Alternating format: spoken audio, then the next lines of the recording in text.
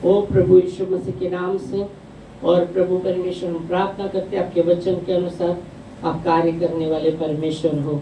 ओ धन्यवाद देते प्रभु। और जैसा आपका वचन आता है, आशीष लेके आता है, और वो आशीष हर एक के जीवन में प्राप्त होने के लिए भी हम प्रार्थना करते हैं। सुनने वाला कान, समझने वाला मन दीजिएगा, और आपका वचन हर एक के जीवन में कार्य करके 100 गुना फल प्रभु आपकी महिमा के लिए। धन्यवाद प्रभु, आपके नाम को महिमा, आपके नाम को जलाल देते। आने वाला समय प्रभु आपके हाथ में देते हुए यीशु मसीह के नाम से आमीन। आमीन। Hallelujah, praise God. परमेश्वर को महिमा, परमेश्वर भला है। आमीन। ये समय है वचन में हम देखेंगे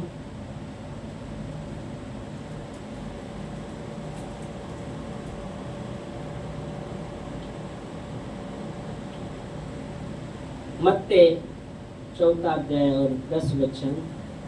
मत्ती 4 अध्याय 10 वचन कहता है, यीशु मसीह ने कहा, जो परमेश्वर है उसको ही नमन कर और उसकी उपासना कर, और शैतान तुम उससे दूर हो। और वचन कहता है, शैतान चला गया और परमेश्वर के दूत आकर यीशु मसीह की सेवा करने लगे। हम पढ़ेंगे। तेव्हा येशू त्या शैतानाला म्हणाला, अरे शैताना, चालता हो, कारण असा शास्त्रलेख आहे की परमेश्वर तुझा देव, त्याला नमन कर व केवळ त्याचीच उपासना कर। येशूने शैतानाला म्हटलं,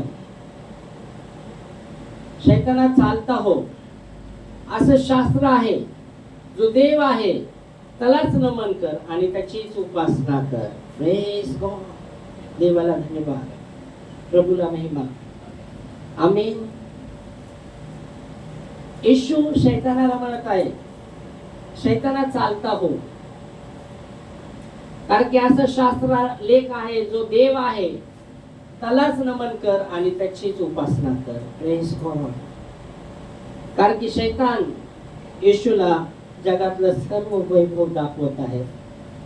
तो त्याला डोंगरावर घेऊन जगातलं सर्व वैभव दाखवत आहे। शैतान 9 वचन मध्ये लिहिलं आहे, इब्लिस शैतान जगातलं सर्व वैभव दाखवतो आणि म्हणतो, मला नमन कर, हे जे बी आहे ते माझ्या हातात आहे आणि तू मला नमन कर आणि मी तुला देईन। आणि मग येशू देईल। 9 वचन मध्ये आपण पाहूया। आणि त्याला म्हटले, तू पाया पडून। ओके, 8 पासून 8 9। पुढे शैतानाने त्याला एका अतिशय उंच डोंगरावर नेऊन त्याला जगातील सर्व राज्ये व त्याचे वैभव दाखविले आणि त्याला म्हटले, तू पाया पडून मला नमन करशील तर मी हे सगळे काही तुला देईन। इथं देवाचं वचन सांगतं, शैतानाने येशूला उंच डोंगरावर नेलं आणि जगातलं सर्व वैभव दाखवलं। शैतानाने येशूला उंच डोंगरावर नेलं आणि जगातलं सर्व वैभव दाखवलं आणि म्हटलं, तू मला नमन कर, म्हणजे जे वैभव आहे मी तुला ते देईन। पण येशू ख्रिस्त म्हणतो, अरे शैताना चालता हो, शैताना तू चालता हो, कारण की शास्त्रलेख असं म्हटलं आहे, असा शास्त्रलेख आहे, जो देव आहे त्याला नमन कर, त्याचीच उपासना कर। Hallelujah, praise God. परमेश्वरच्या नावाला महिमा, कारण की तो आराधनाच्या योग्य आहे। ख्रिस्त तो आराधनाच्या योग्य आहे, तो महिमाच्या योग्य आहे। हालेलुया, तो प्रशंसाच्या योग्य आहे आणि त्याच्यासारखा कोणी नाही। आमेन।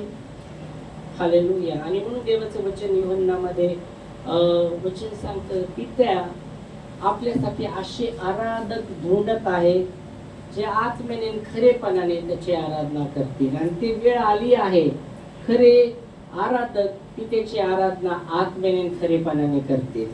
आमेन। यूहन्ना 4:23 मध्ये आम्ही पाहतो, यूहन्ना 4:23 सांगतं,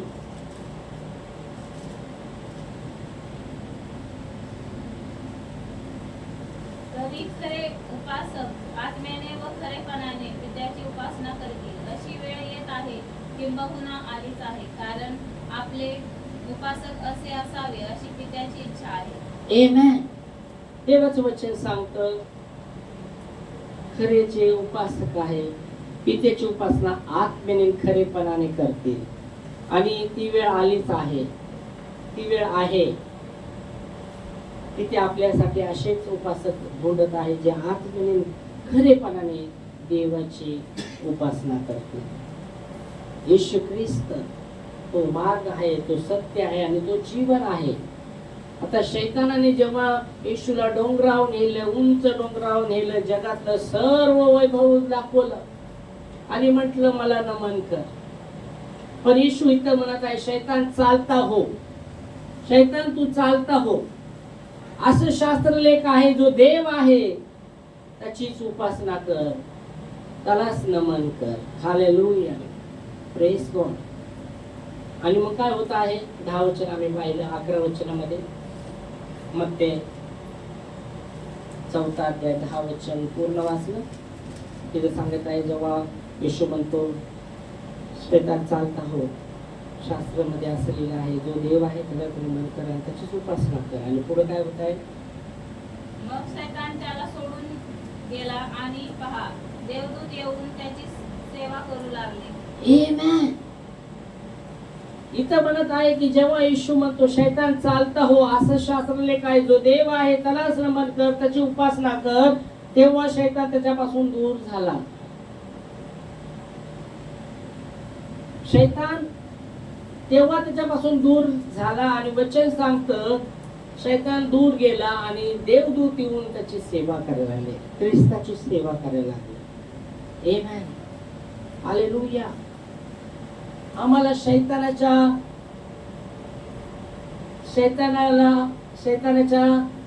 ह्याच्यामध्ये भायकामध्ये आम्हाला यायचं नाही, पण आम्हाला शैतानाला खणकवायचं आहे त्याच्या परमेश्वरच्या वचनाद्वारे. आमेन, हालेलुया. आणि म्हणून देवाचं वचन सांगतं याकूबमध्ये देवाचं वचन सांगतं, याकूब 4 अध्याय त्याच्यामध्ये देवाचं वचन सांगतं 7 वचनामध्ये, देवाच्या अधीन व्हा आणि शैतानाला अडवा, म्हणजे तो तुमच्यापासून पळेल. वाचा. याकूब 4 अध्याय 7 वचन. म्हणून देवाच्या अधीन व्हा आणि शैतानाला अडवा, म्हणजे तो तुम्हापासून पळून जाईल. आमेन. देवाचं वचन सांगतं म्हणून देवाच्या अधीन व्हा आणि शैतानाला अडवा, त्याला वाव देऊ नका, शैतानाला वाव देऊ नका. आम्ही आमच्या जीवनामध्ये शैतानाला वाव दिली नाही पाहिजे. देवाचं वचन सांगतं शैतानाला वाव देऊ नका. इथं देवाचं वचन सांगतं देवाच्या अधीन व्हा आणि शैतानाला अडवा, म्हणजे तो तुमच्यापासून पळेल. इफिसियो मध्ये म्हटलं आहे, इफिसियो 4 अध्याय, इफिसकारास पत्र 4 अध्याय आणि 27 वचनामध्ये म्हटलं आहे शैतानाला वाव देऊ नका.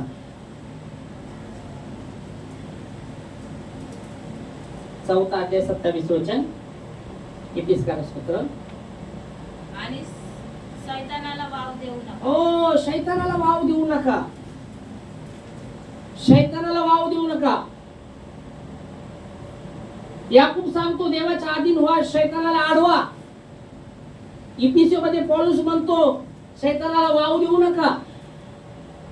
त्याला माहित आहे, पौलुसला माहित आहे, अगर आम्ही शैतानाला वाव दिली तर तो आमच्या जीवनात प्रवेश करणार आहे. आणि जेव्हा आमच्या जीवनात प्रवेश करणार आहे तर आमच्या जीवनातली शांती चोरून येणार आहे, आमच्या जीवनातला आनंद चोरून येणार आहे, आमच्या जीवनातली आशा चोरून येणार आहे, आमचा विश्वासावर तो हमला करणार आहे. आणि म्हणून इफिसियो मध्ये पौलुस म्हणतो शैतानाला वाव देऊ नका तुमच्या जीवनामध्ये. तर पौलुस म्हणतो शैतानाला वाव देऊ नका. आणि याकूब म्हणतो देवाच्या अधीन व्हा आणि शैतानाला अडवा, म्हणजे तो तुमच्यापासून पळणार आहे, तो तुमच्यापासून पळणार आहे. कारण की इथे आम्ही पाहिलं मत्तेमध्ये येशूने शैतानाला खणकवलं आहे. शैतानाने येशूला डोंगरावर नेलं, जगातलं सर्व वैभव दाखवत आहे आणि म्हणतो मला नमन कर, म्हणजे हे सर्व तुला देईल. आणि येशू म्हणतो शैतानात चालता हो, कारण की असं शास्त्र लेख आहे, जो देव आहे त्यालाच नमन कर आणि त्याची उपासना कर. आमेन, हालेलुया, प्रेज गॉड. परमेश्वराला महिमा. कारण शैतानाला हुकमा दिली आहे, चोर येतो, नाश, हत्या. चोर येतो चोरी करायला, नाश, हत्या तो करायला येतो. पण येशू ख्रिस्त म्हणतो मी आलोय जीवन द्यायला आणि भरपूरचं जीवन. योहन्ना 10:10 मध्ये येशू म्हणतो चोर केवळ चोरी करण्याच्या हेतूने, नाश करण्याच्या हेतूने, चोरून नेण्याच्या हेतूने येतो. आम्ही पाहतो चोर येतो तो केवळ चोरी, घात व नाश करावयास येतो. चोर केवळ याच उद्देशाने येतो, चोरी करायला, घात, नाश करायला येतो. शैतानाला चोर म्हटलं आहे. आणि आम्ही पाहतो म्हणून देवाचं वचन सांगतं चोर येतो फक्त ह्याच उद्देशाने चोरी करायचं. आता चोरी करायला, आता काय चोरी करतो तो आमच्या जीवनामध्ये? मी म्हटलं शांती, आनंद, आशा आणि विश्वासावर हमला करायला पाहतो. देवाचं वचन सांगतं, देवाचं वचन जे आणखी काय चोरायला येतो? देवाचं वचन. देवाचं वचन आशीर्वाद घेऊन येतं आणि त्याला वाटतं की हे देवाचं वचन त्यांना समजू नये आणि त्याच्या जीवनामध्ये ते आशीर्वाद त्यांना मिळू नये. कारण की देवाची इच्छा आहे की आम्ही आशीर्वादित व्हावं. त्याच्या वचनानुसार देवाचं वचन सांगतं देवाची इच्छा आहे की आम्ही आशीर्वाद व्हावं, पण शैतानाची इच्छा नाही की आम्ही आशीर्वाद व्हावं. आणि म्हणून जेव्हा देवाचं वचन आमच्या जीवनामध्ये पेरलं जातं, आम्हाला ते समजणं भरपूर जरुरीचं आहे. देवाचं वचन आम्ही ऐकून समजणं जरुरीचं आहे. नाहीतर देवाचं वचन सांगतो तो दुष्ट येतो. कशासाठी? वचन चोरण्यासाठी. मग ते त्याचं 13वा अध्याय आणि 19 वचनामध्ये आम्ही पाहतो. मग ते 13वा अध्याय 19 वचन. कोणी राज्याचे वचन ऐकतो हा, पण ते त्याला समजत नाही.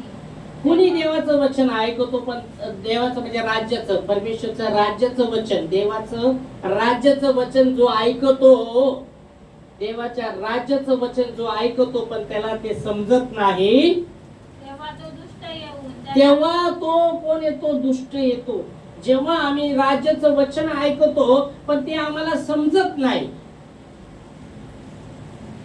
आणि म्हणून आम्हाला जेव्हा देवाच्या राज्याचं आम्ही वचन ऐकत आहे ते आम्हाला समजणं भरपूर जरुरीचं आहे. देवाच्या राज्याचं वचन जेव्हा आम्ही ऐकतो आम्हाला ते समजणं जरुरीचं आहे. अगर आम्हाला ते समजत नाही तर तिथं वचन सांगतं दुष्ट येतो. तिथं दुष्ट येणारच आहे. कशासाठी? येणार? वचन चोरण्यासाठी. कारण की वचन आशीर्वाद घेऊन येतं. वचन परमेश्वरचा आशीर्वाद आहे. वचनामध्ये आशीर्वाद आहे. आणि म्हणून जेव्हा आम्ही देवाच्या राज्याचं वचन ऐकतो ते आम्हाला समजणं भरपूर जरुरीचं आहे. ते आम्हाला समजणं जरुरीचं आहे. आणि जेव्हा देवाच्या राज्याचं वचन आम्हाला समजतं तर दुष्ट आमच्यापाशी येणार नाही. पण जेव्हा आम्ही देवाच्या राज्याचं वचन ऐकतो पण ते आम्हाला समजत नाही तेव्हा तो दुष्ट येणार आहे. आणि काय होत आहे? तेव्हा तो दुष्ट येथून काय करतो? त्याच्या अंतःकरणात पेरलेले ते हिरावून घेतो. त्याच्या अंतःकरणामध्ये देवाच्या राज्याचं वचन जे पेरलेलं आहे ते सर्व चोरून घेतो, हिरावून घेतो. त्याच्या अंतःकरणामधून ते चोरून घेतो असं म्हटलं. त्याच्या अंतःकरणामधलं ते वचन, तो देवाच्या राज्याचं वचन जे त्यांनी ऐकलं आहे त्याच्या अंतःकरणातून ते चोरून घेतो. आणि म्हणून देवाचं वचन आम्हाला सांगतं, इफिसू मध्ये पौलुस म्हणतो शैतानाला वाव देऊ नका. शैतानाला वाव देऊ नका. आता शैतान, अगर मी म्हटलं शैतान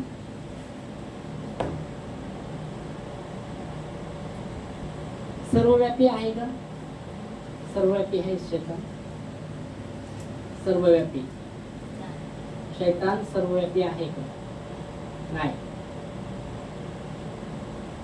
शैतान सर्वव्यापी नाही, पण देव सर्वव्यापी आहे. जेव्हा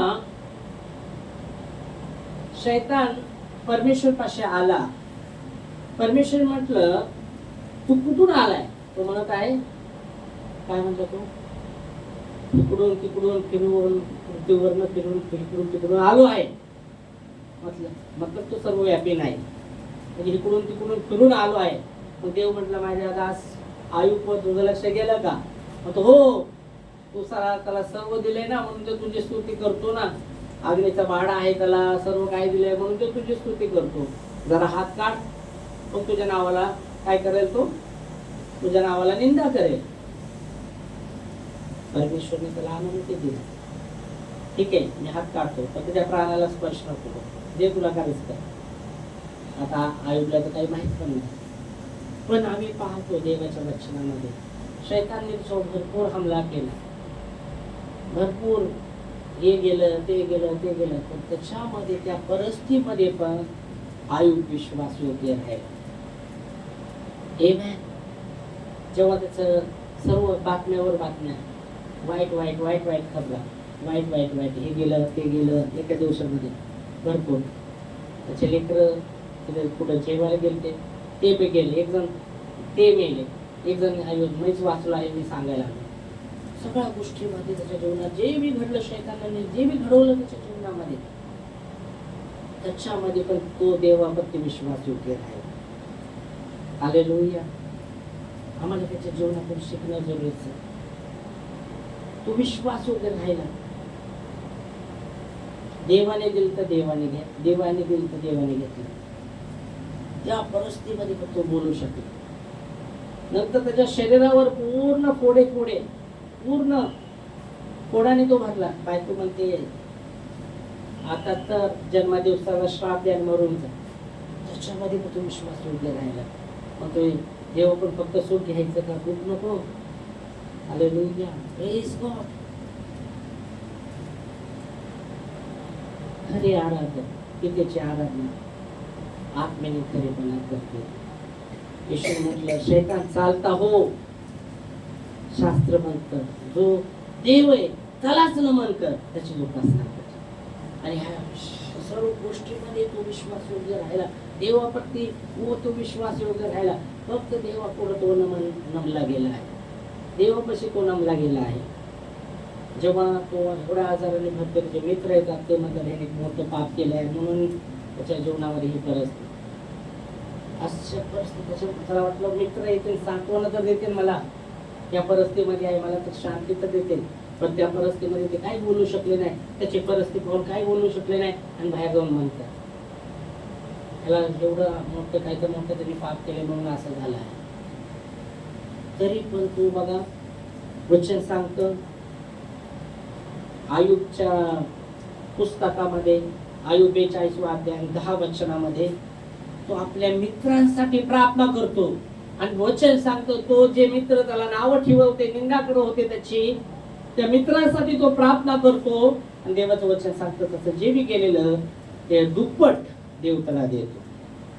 प्रेज गॉड. देवाला नाही मा. हा आयुब 42:10.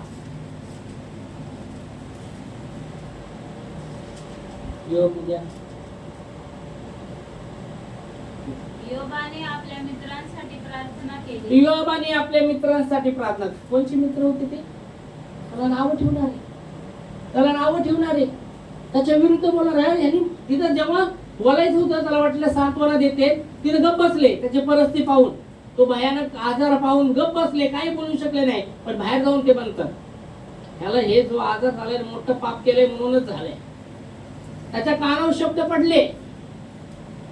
पण वचन सांगतो तो आणि आपल्या मित्रांसाठी प्रार्थना केली. आणि त्या परिस्थितीमध्ये त्याने आपल्या मित्रांसाठी प्रार्थना केली. आणि काय झालं? मित्रांसाठी प्रार्थना केली. 10 वचन.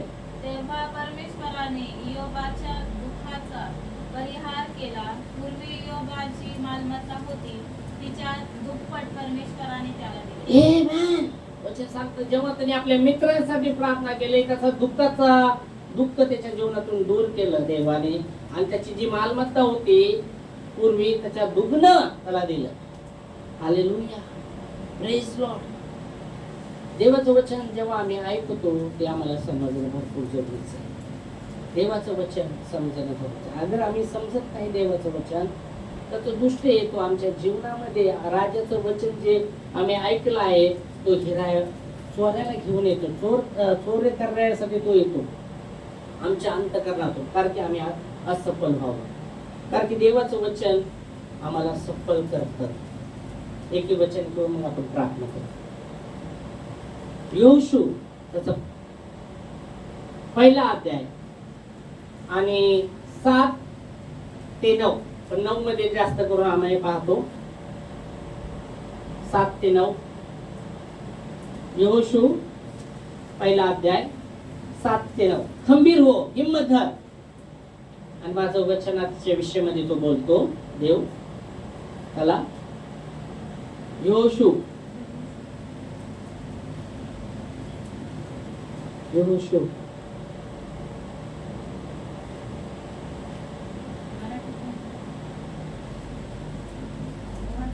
काय मराठीमध्ये काय आहे? योशू कोणत्या पत्रिकेमध्ये?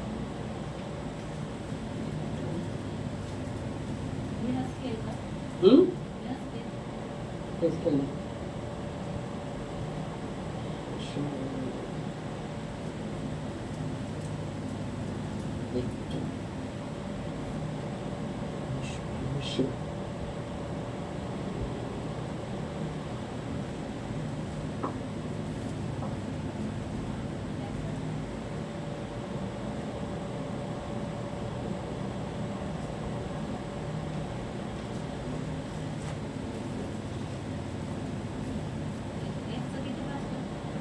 योशू 1 ते पहिला अध्याय 7 ते 9 भेटलं का? पहिला अध्याय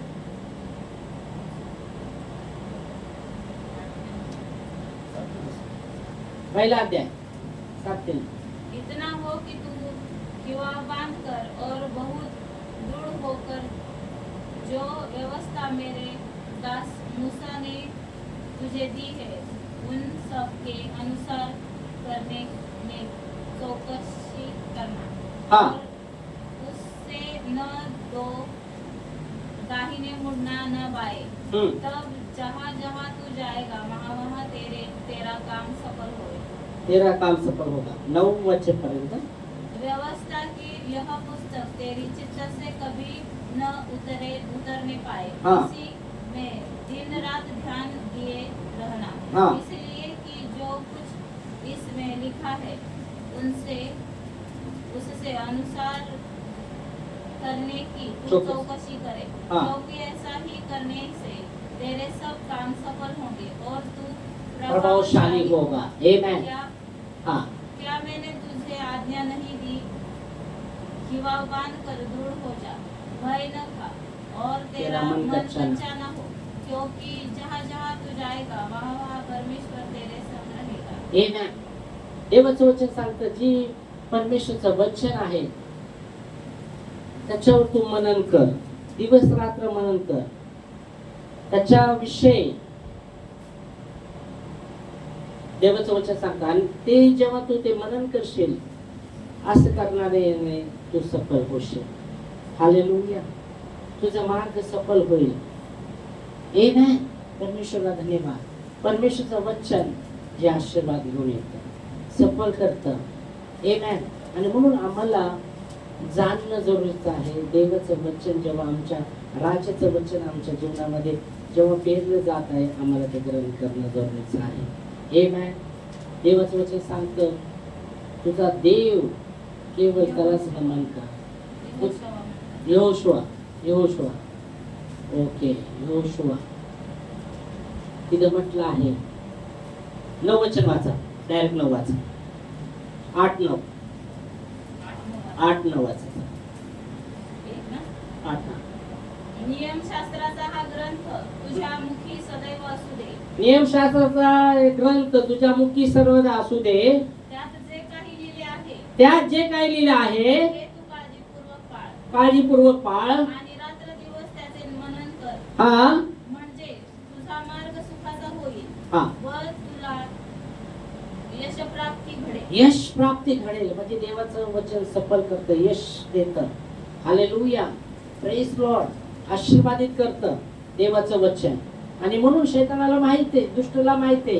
म्हणून आम्हाला पहिलं ते वचन समजणं भरपूर जरुरीचं आहे.